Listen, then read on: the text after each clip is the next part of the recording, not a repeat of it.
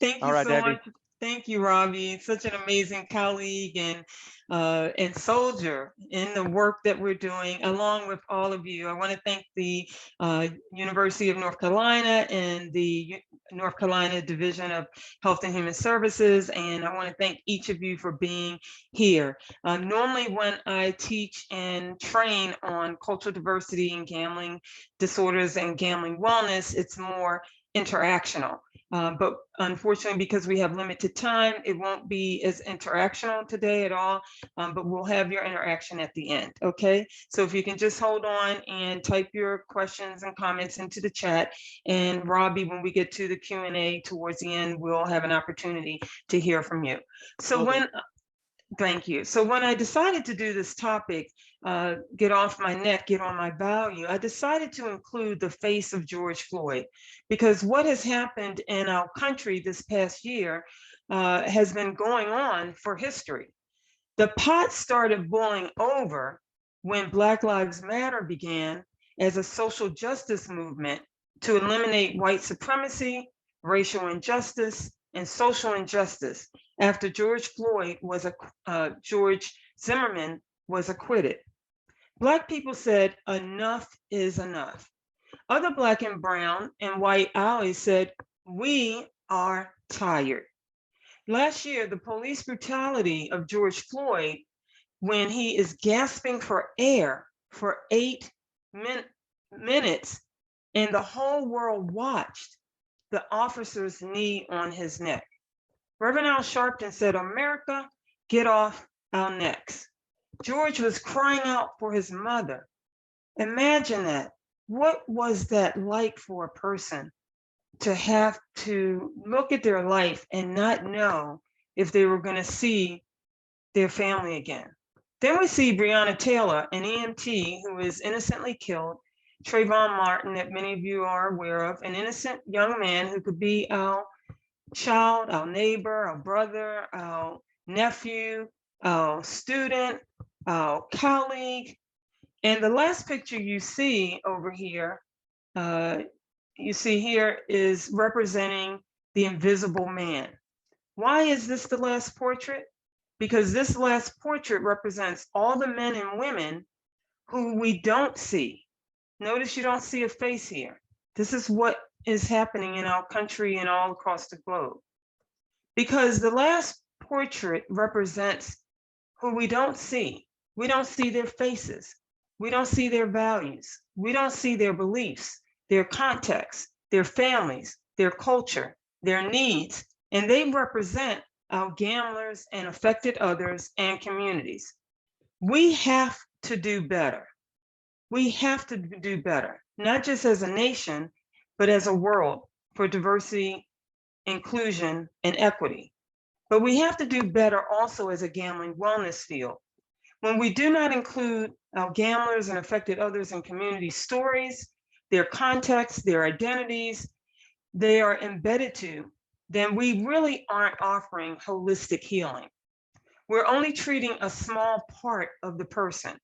My talk today will focus on how you and we and I can integrate better diversity, equity, and inclusion into disorder gambling treatment, prevention, and wellness.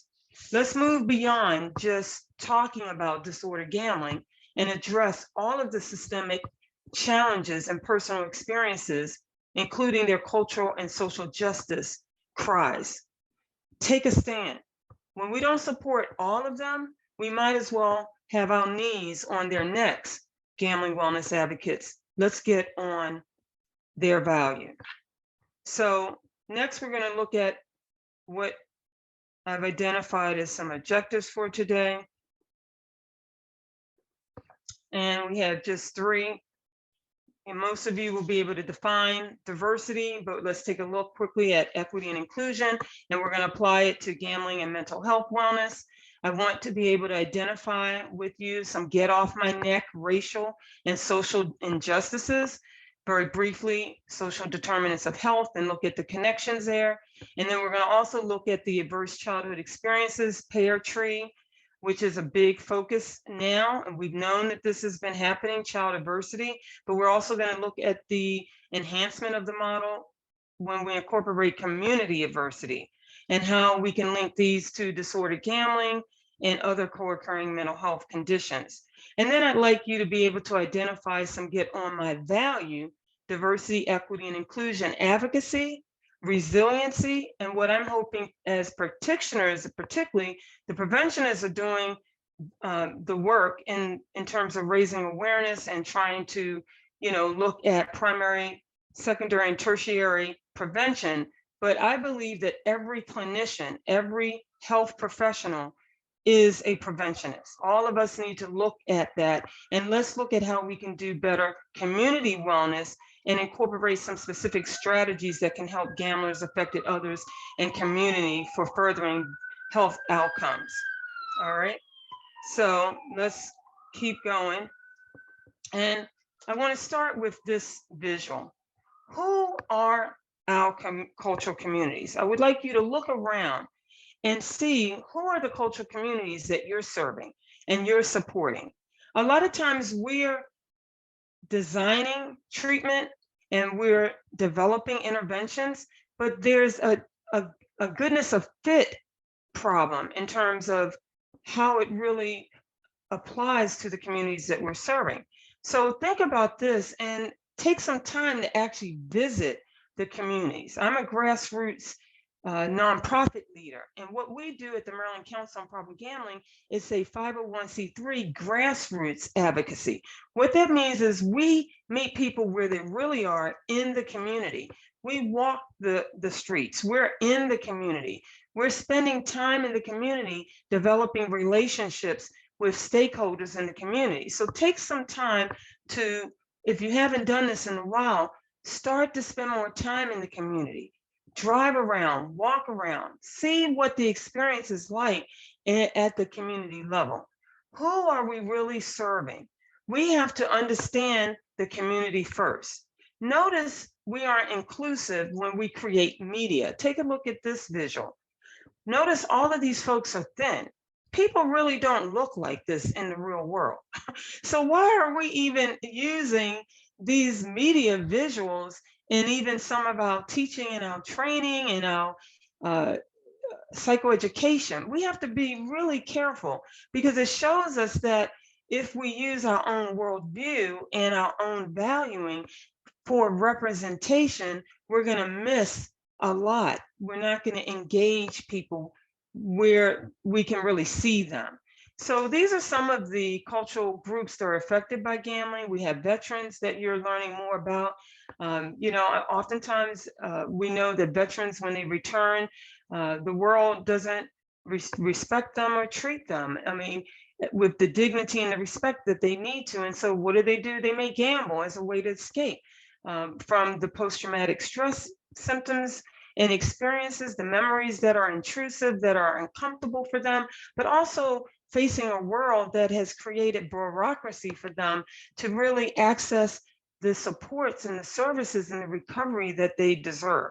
We also have more and more youth that are gambling, and particularly we see that the prevalence of gambling is expanding among adults, and we see that youth and emerging adults are gambling even more and more, including college students. Many college students experience food insecurity because they may be struggling with how they're going to pay for their textbooks, et cetera, et cetera. There are a lot of people who are struggling who are younger, but particularly we have even research that shows where you have neighborhood disadvantage, that's a high risk factor. And we're seeing more people gambling where there's neighborhood disadvantage, but we also see higher rates of mental health and substance abuse issues. We also are not doing a good enough job with the deaf community and people who experience hard of hearing. We have to do better. So one of the efforts at the Maryland Council, what we're doing is we have trained a couple of our stakeholders who are doing work in the deaf and hard of hearing community, and we're asking them to partner with us. So think about this community as well. We're also seeing more and more people who have disabilities, maybe from birth, but also we have people who acquire disability.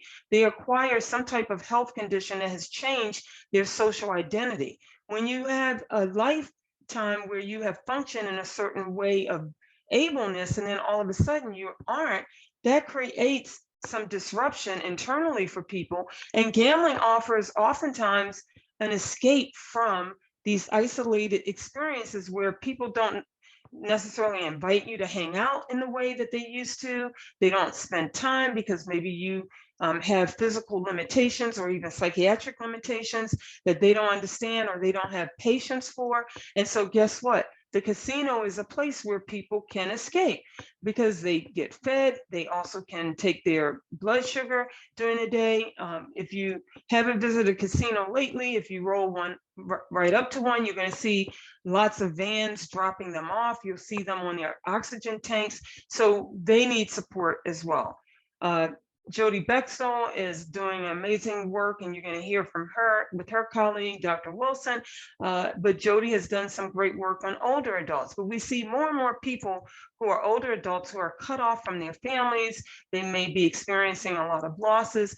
Just take a look. These are some of the people that we are not necessarily hearing their voices, seeing their faces. And that also includes people who are self-identify as non-heterosexuals, as queer, gay, lesbian, non-conforming gender identity, binary, non-binary persons. And so one of the participants in one of our trainings asked this question: is there any research that looks at gambling addiction and LGBTQ? And guess what?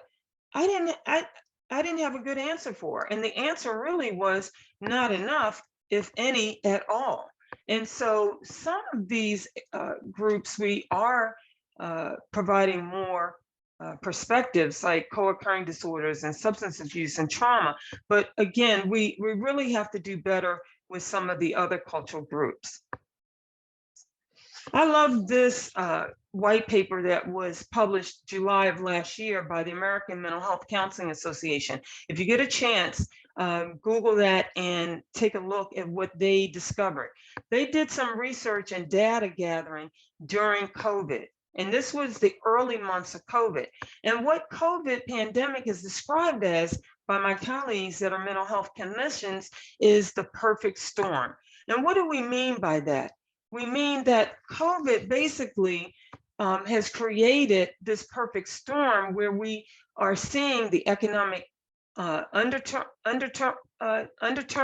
We also, because police brutality blew up and social and racial injustice blew up during the pandemic. And so we can't really discuss diversity, equity, and inclusion and gambling wellness and gambling addiction without recognizing the impact of COVID-19 on communities. And the reality is this, and that brings me to this next visual you're going to see of a window with curtains. You know, COVID-19 has done what one of my colleagues, Dr. Diane Reese, used this statement. She said, it blew open the curtains wide. And what does that mean? It means that the pandemic opened the curtains wide open. We could no longer hide behind the drapes that are darkening, because we have always known that racial injustice and social injustice, police brutality, and other isms have occurred. Lack of tolerance and lack of inclusion for gender expressions and gender identity, diversity, etc. But what has happened is that the pandemic basically opened the curtain wide so that we couldn't run from it. We have to look out the window and address all of it. And so we've been able to ignore that gamblers, even their affected others and communities, have the same experiences. And so what happens is social injustice is happening in the world, and it's happening in the world of gamblers and their affected others and communities. And so these injustices just don't happen to non-gamblers. It happens to everyone, humans across the globe, across the spectrum. Everyone does not have the same privileges. So Black and Brown and other Indigenous persons have lived realities, as well as gender non-conforming and non-binary persons, as well as people who are not hearing and may have full functionality of their bodies and capabilities. We have to recognize that all of these experiences are important to validate when they come to see us. And not only that, the reality is that's a whole nother issue because they're not coming to see us. So it's okay to focus on treatment for the less than 5% of people who come in. Is that really okay? Really, we only see such a small percentage of gamblers who actually seek psychological treatment for the disorder.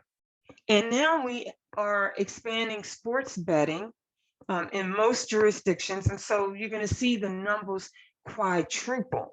And so we want to do better. We've got to think of new and creative ways to support the 93% of folks in communities who may never come in. And I'm going to talk about that very briefly at the end, but let's take a look at what is diversity. I mean, you already know this, so I'm going to flip through this, but what's important is I'm doing a presentation next week on what is your cultural diversity strategic plan. And what I mean by that, we know that the world is increasing in diversity, not just in the United States, but across the globe. And it requires a workforce that serves the mental health needs of people from multiple backgrounds. But depending on where you live, there's some places in North Carolina, for example, where you may not have the racial and ethnic diversity that can support all of the people that access your treatment. And so what it requires is that everybody, no matter what our race, ethnicity, gender identity, social, economic, class identity, sexual orientation, whatever it is, faith and spiritual identity, et cetera, whether you're urban, whether you're suburban, whether you're rural, whether you are members of subcultures. What it means is that we have to be proficient, inclusive, and affirming in our approach. And so my question to everyone who's on this training today is, what is your diversity, equity, and inclusion plan? Do you have a plan that can support the gamblers that are accessing your services or not accessing your services, we should say? And can we do better and identify some strategic goals to increase opportunities where people will feel more invited and feel safe to access our services? But even for people who don't, let's create creative wellness opportunities at the community level. So what does this look like? I will just talk very briefly of what some recent research by Moreno and Chatwa has identified.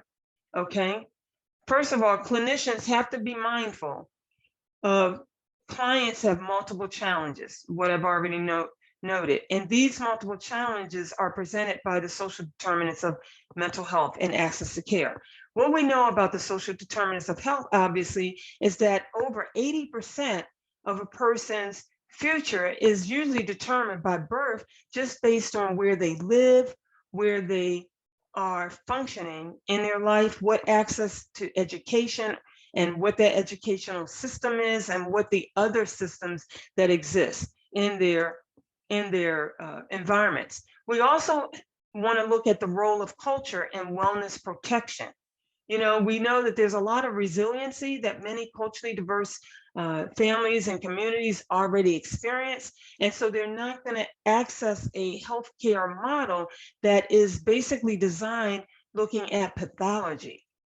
Okay, and so why would I want to go and access services in a healthcare model where I tell people when I drive around in Baltimore City, people are doing their own form of group therapy in their communities. And why? Is because they feel heard in their communities. They can go out in their communities, whether it's rural, suburban, in urban, and they can talk to their friends and their family members and their community members and their neighbors, and they can do it for free. Number one, they can also feel validated oftentimes, somebody who understands them, who knows my name, sees my face, and respects who I am.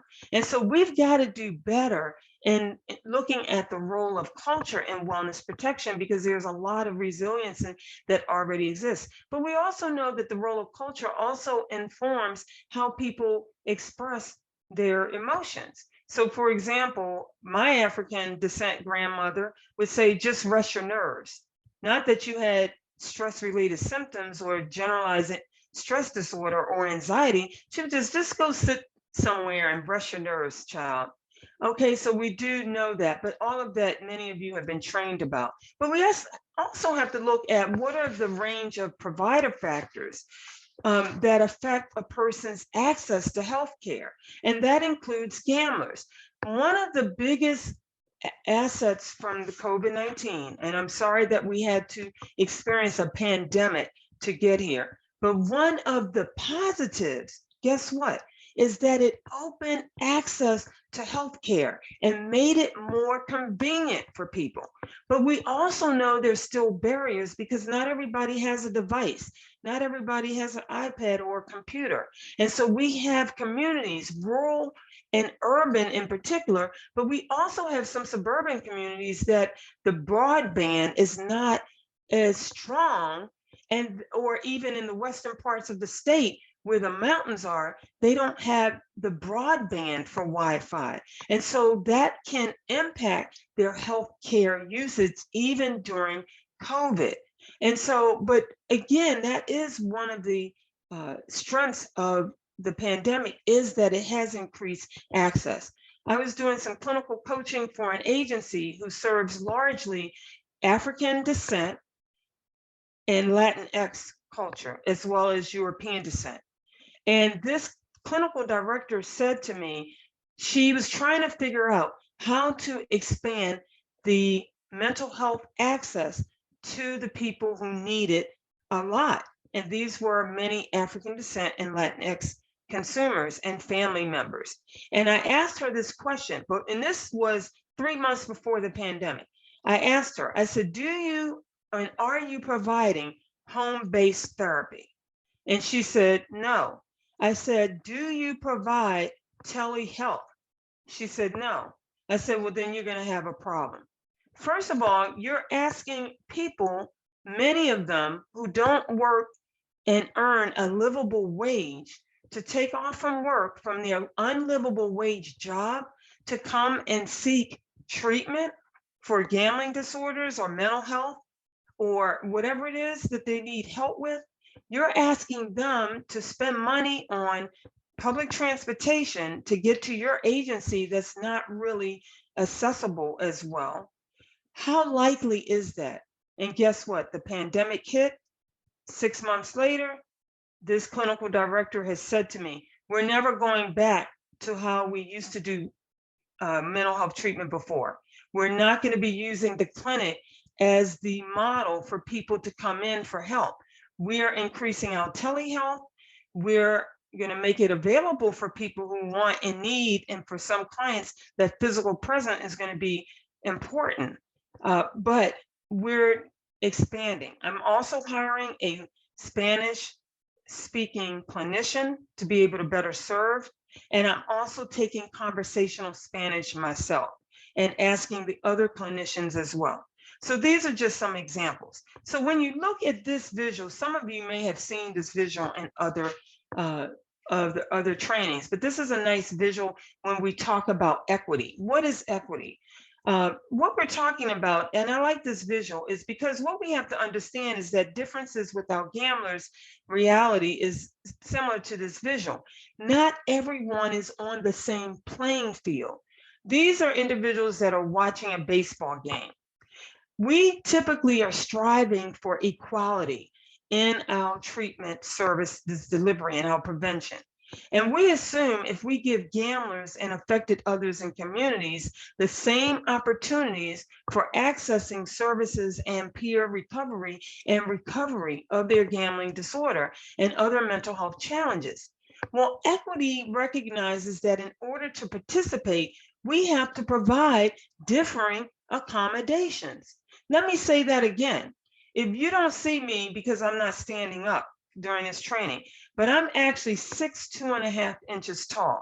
It was difficult being tall when I was a child and as I was growing. And why? They didn't make pants long enough for women, young girls like me. Well, guess what? Now they're making those accommodations. I usually have to order my pants online because long is only offered online. I generally cannot walk into a store and have my need for clothing accommodated. And so that's what we're talking about for equity. Equity recognizes that we have to provide differing accommodations. And I like what you see in this last slide. Notice here, this person is short. So he's going to need a taller box to see the game.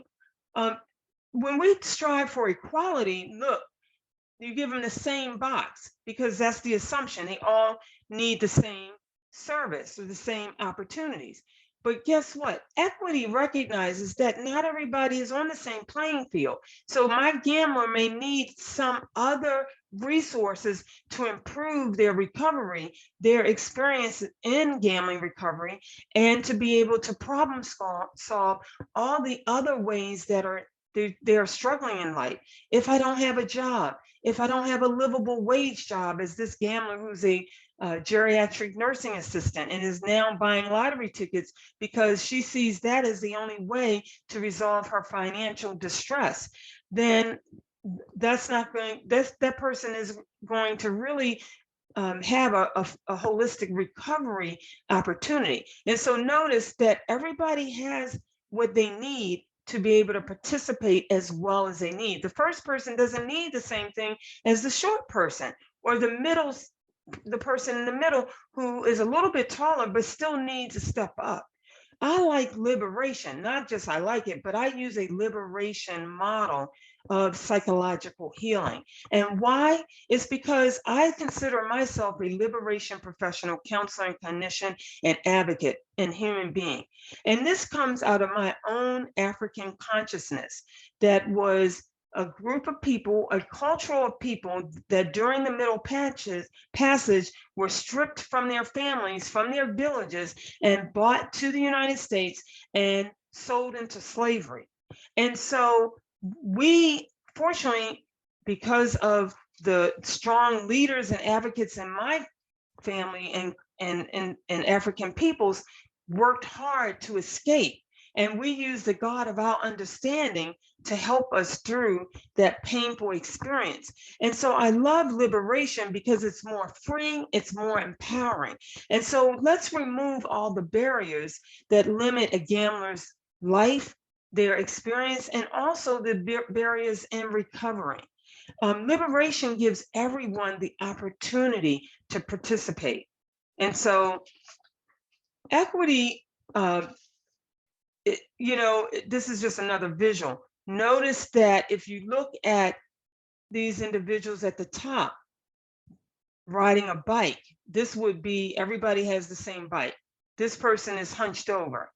Notice with equity, even the person that is in a wheelchair can participate maybe in bike riding, depending on what the paralysis is. And notice that each of these persons have a different kind of vehicle to help them participate in something that can really improve their lifestyle. And so if we're only providing our services in one way, obviously the gamblers and affected others in community are not going to be able to participate. So this is really part of your processing and thinking as you look at how you're functioning in your mental health services delivery. The question is, are your mental health and your gambling treatment systems of any inequity? And so think about it, reflect on what are you providing? How can you be more diversity conscious? How can you be more equity conscious? And then we're going to look at inclusion, okay? Because inclusion is intentional. Inclusion is about identifying and removing barriers so that everyone can participate to the best of their ability. So we can increase the diversity of our workforce to better support the gamblers and affected others and clinicians and clients that come in, and communities that we're providing prevention and treatment services to. The difference with, and we can also offer equity which removes and tries to limit the barriers and provide accommodations. But then we also have to focus on inclusion, because inclusion is where the strategic planning comes in. It's intentional. It's more intentional. So let's identify barriers in disordered gambling and problem gambling, as well as in gaming, because all of us are going to have to get trained in gaming as well. So I hope that you'll attend that future event that Robbie has talked about. What are the barriers that impact gamblers, affected others, and communities from wellness? I think we have to move our professions and not just focus on risky gambling and gaming, but we actually have to back up. It's like being in your car and reversing. Let's just back the car up, back the services up, back up our mission, and let's back up and not just focus on that. And let's understand on a more depthful level, what are the barriers that impact a person's life to be a full participant in the world? What are systemic barriers? What are some of the structural barriers? And I think social workers do a wonderful job, in looking at macro systems, because you have been well trained. But those of us who may be coming from other professional identities that have not necessarily been trained at the macro level well enough, we may need to spend more time reading, participating in training, and doing our own sort of thinking and awareness consciousness so that we can make these changes. We're not just looking at individual barriers for the gambler and the affected others and community members. The field of Western healthcare locates the problem in the individual. Well, it's not always with the individual. As we will look shortly at what happens outside of individuals and families that can impede your gamblers and their progress. So think about, what are the health disparities that affect communities that we're supporting?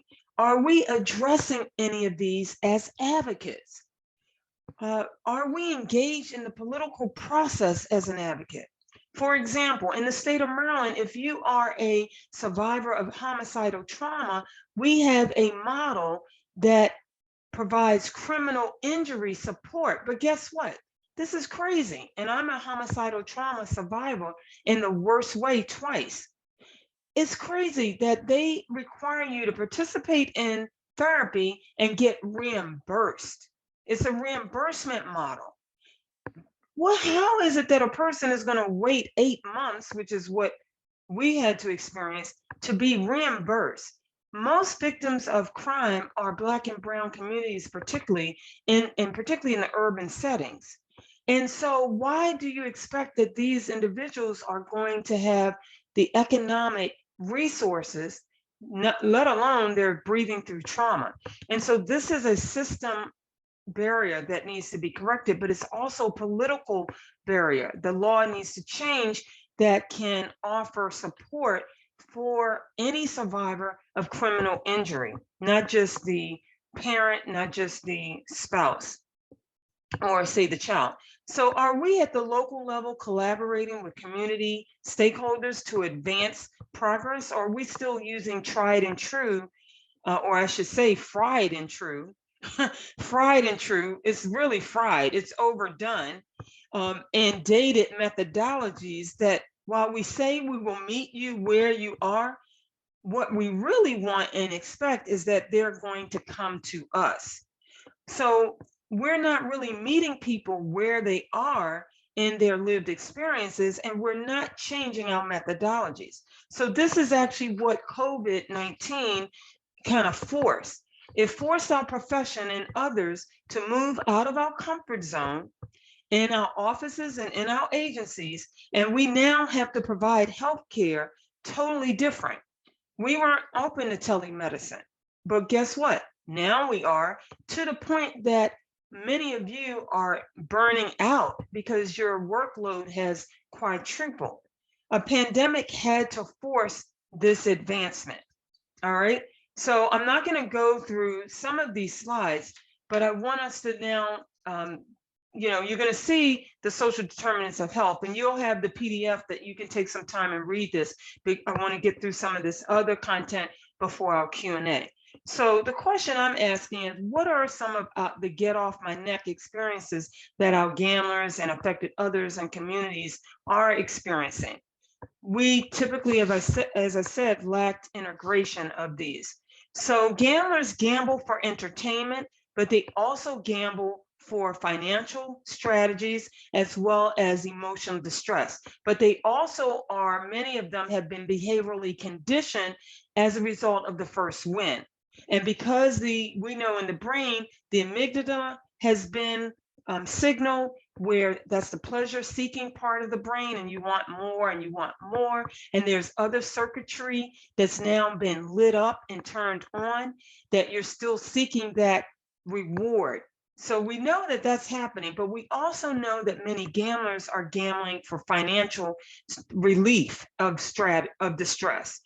And many of them, for example, in my community, Black men gambled as a vocation. They were numbers runners. My grandfather was actually a numbers runner, and they had their own lottery tickets. It wasn't illegal until the lottery systems made it legal as a model in most of our communities and societies.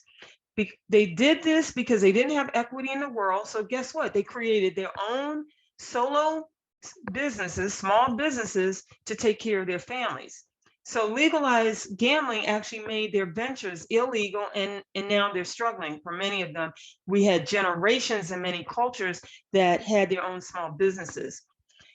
So we want to understand that many, like one of my gamblers, who is an African American male, who started gambling because his wife didn't return to work because she developed agoraphobia after the birth of their child.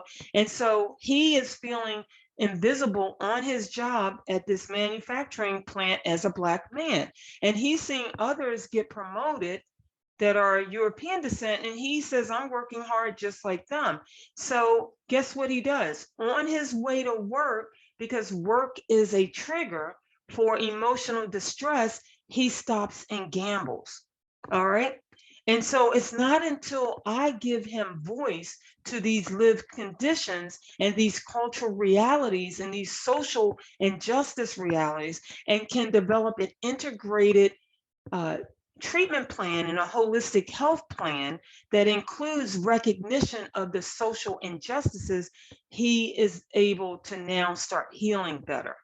And so these are some slides that will you'll have available to you. You can take a look at these. I've already talked about racial and social injustice, and that's a whole nother training that I would do on racial injustice and racial trauma in and of itself, to help clinicians understand how do you really support your clients through racial trauma. So we can't talk about cultural competency and disordered gambling and gambling wellness without acknowledging that evil exists, and that one of the greatest sins in our world was systemic racism, and is systemic racism, racial injustice, white supremacy, and racial trauma that affects youth, families, and communities. And so you can email me if you're needing some resources. I think I have some resources at the end of the slide that can support you. And I know we're going to get to the Q&A in a few minutes. But what I'm hoping that you'll do is, as you're learning more about gambling addiction and gambling wellness, what you want to do is listen to your clients and weave in some of these family adversity and structural adversity situations and give it voice. All right, because there's a lot of research, if there's gambling availability, if there's stress in their environments. We also know that many are gambling because of acculturation stress. If you're not able to be a legal citizen in the country, but you're also struggling with the immigration transition. And some people may have been vulnerable prior to the migration. And so then when they arrive, it becomes even more complex to breathe through life. And so you want to be assessing for acculturation. And so these are just some examples that I'm pointing out, but I'm going to just fly through some of these because you'll have these slides in your PDF. And I've talked about some of these already. Now, I like this particular one. I just want to mention for a minute. This is a good research article. If you get an opportunity, Google Scholar, Hamilton Wright et al., and just put this title in. And I think I do have the reference at the end. What I like about this is these investigators talked to 30 men with histories of problem or disordered gambling and housing instability, or they had homelessness. And the main themes that these men highlighted was that they experienced physical, emotional, sexual abuse in their families, neglect, they experienced housing instability, they had homelessness as a youth, and they also had substance addiction and poverty in their lives. And so it's no surprise that unfortunately, while they were resilient, many of them reported also that they had access to gambling activity while they were in their youth through their family and wider networks. And so what we see is that adverse childhood experiences can set the future trajectory. And so if you ask the ACE questionnaire, and there's 10 questions, if you're not already using this, please incorporate the ACE questionnaire when you're working with your client right from the outset. Because when you do that, then you can start to provide some wraparound support, you know?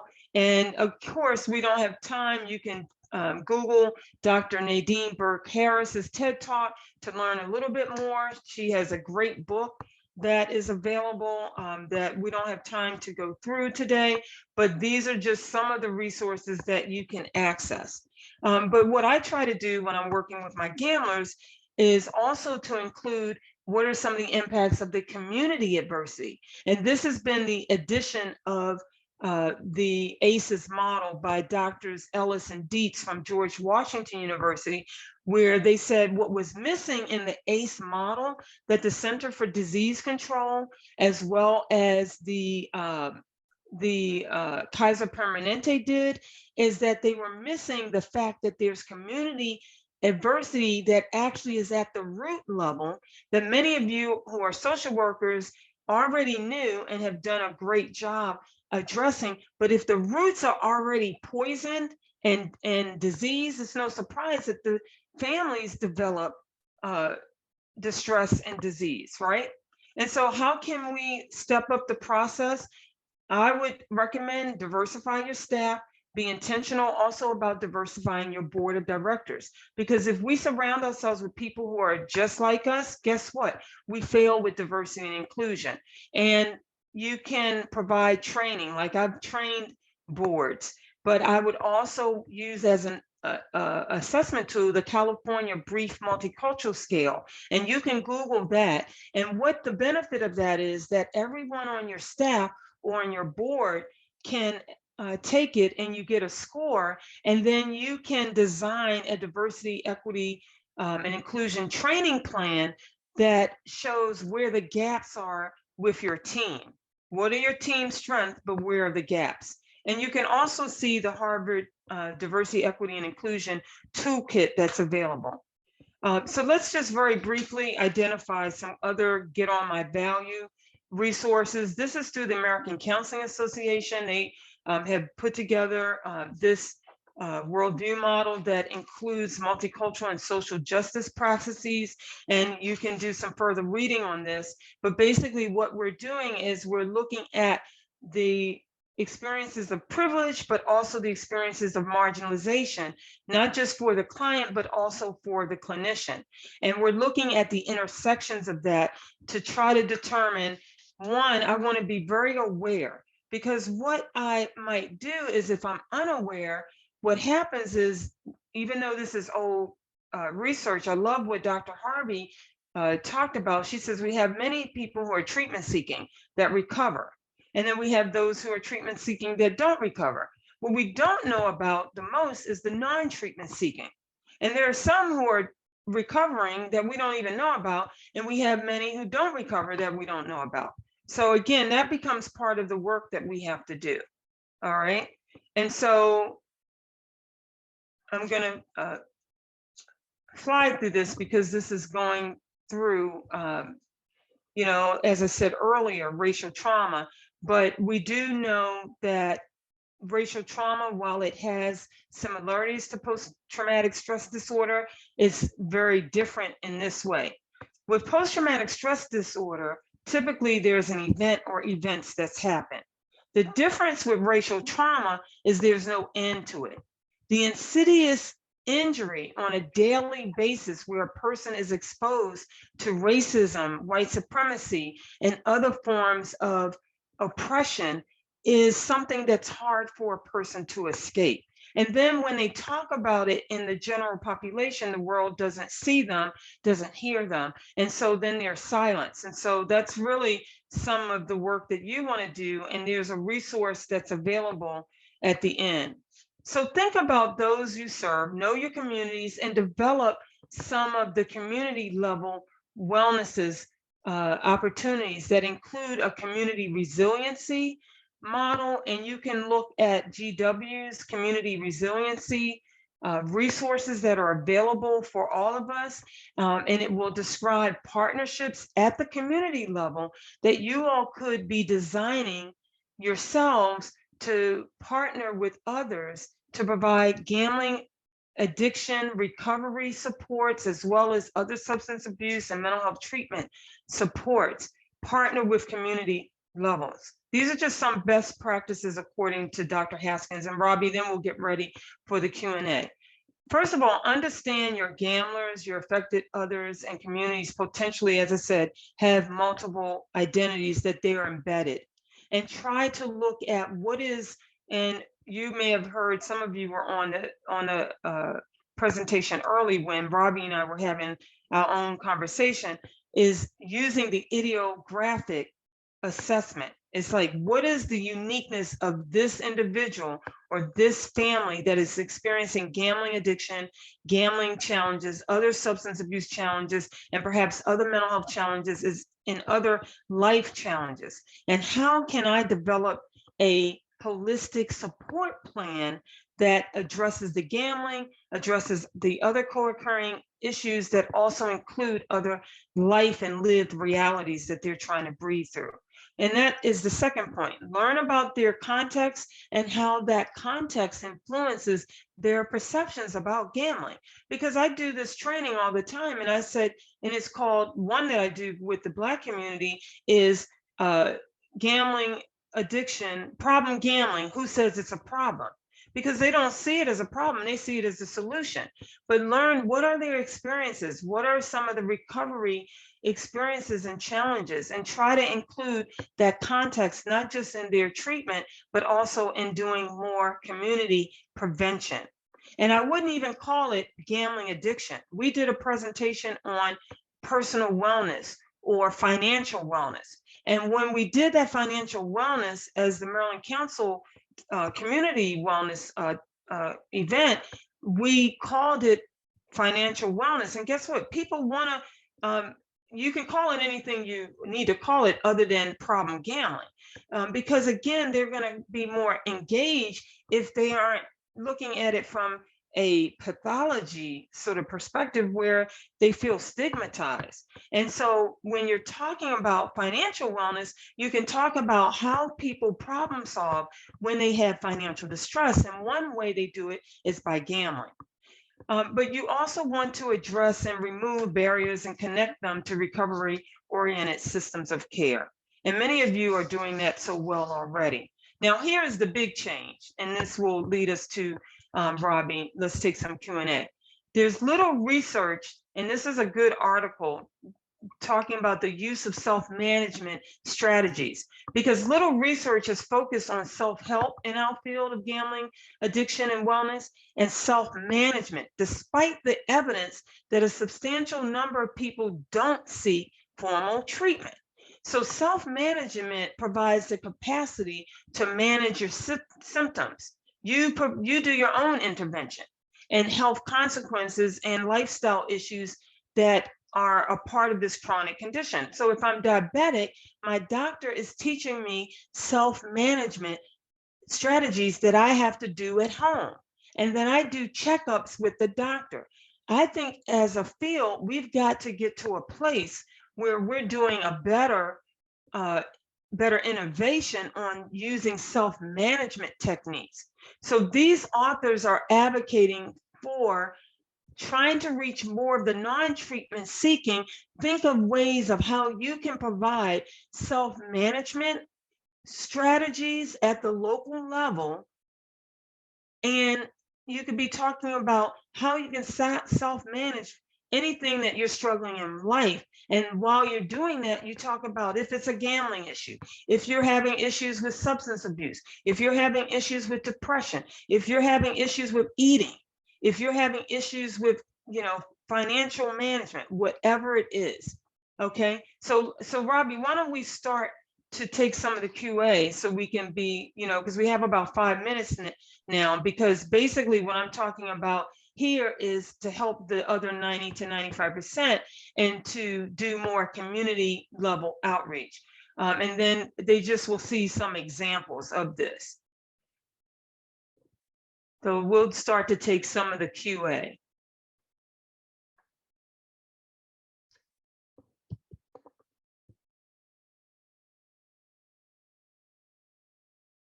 Barbie, you can let me know if I should still keep going because I don't see any.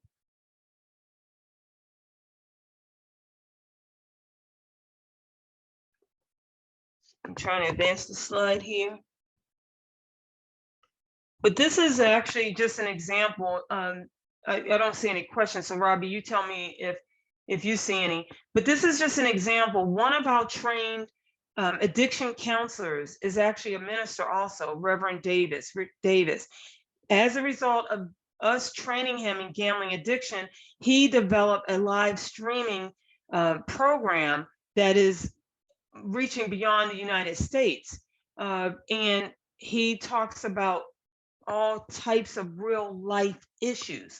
This is an example of meeting people where they are, not using a pathology lens, but just having it be open so that people are hearing about. He had me come on and talk about gambling addictions and the sort of the range of high risk gambling.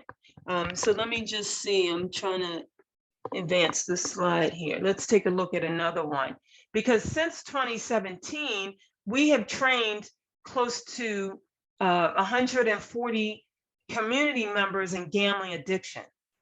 And what we're doing at the community level is now we're equipping them to go back to their communities and be ambassadors. And so this is another good, when you have a chance, this is an example of advocating for a way forward. And this gives you an example of a community level outreach where they are trying to serve their community. And when you have time, you can watch this YouTube. All right. And so I just wanted to give you some examples. And I have the reference, and I normally have some resources, but I noticed that, Robbie, that I didn't include resources at the end of this, like I normally do, but I'm just going to encourage people to email me if they have questions. They can actually go to my website, www.drdeborahhaskins.com, and I do have resources there as well. Can you hear me? Can you hear me? Yes, I can hear you. My earphones went out, of course, right at the time. So no problem. My apologies. And it looks like we're just a couple of minutes for questions. Can I ask the group if we've got a couple minutes if they have any questions? Folks are asking if the slides will be available, and yeah. Of course they will. Yes, they will be on the UNC Springboard social work website. But do you have any questions while we have Dr. Haskins here? And by the way, great presentation. Thank you so much. You are so welcome. And normally, we have such a limited time. Robbie knows my style is more interactional. But if we had more time, I would be able to interact more with you all as learners. So definitely reach out if you're needing something specific, and I'm also happy to provide recommendations to you and resources. Yep, thank you, Debbie. And I can relate to those questions too. And, I do want to say, you made me think, when you were talking about the cultural diversity plan, And we were talking before this about me, teaching the course that I'm teaching and teaching the cultural competency. But I started thinking about my own practice and what I'm doing to make it more available. Okay. And that we've got to always put ourselves into that mode that we're always coachable and always learning. So thank you for bringing that up. And Absolutely. And Robbie, listen, I know we're at the clock, the hour now, but just real quickly, I never liked you doing online workout. I have a lifetime membership at a gym. But what I realized during COVID is I started doing online workout. And why? Because I have to spend 25 minutes one way to get to the gym, 25 minutes to come back, and then they only offer 1 hour classes. And so that's already 2 hours. Most people don't have that kind of time. Think about that. If that's for working out, why do we expect them to expend all that energy to come and get well? Right? So very good point. thank you for the opportunity. And I know that folks, as I said, continue to learn and reach out if you're looking for a specific resource. I'm more than happy, and you can even let your folks know down in your state, and they'll know how to reach out for help if it's needed as you're learning to support gamblers that affected others in communities. Thank you. Thank All you right. again, Abby. Oh, you're welcome. All right. Have a good one. You too. Bye, everybody. Bye.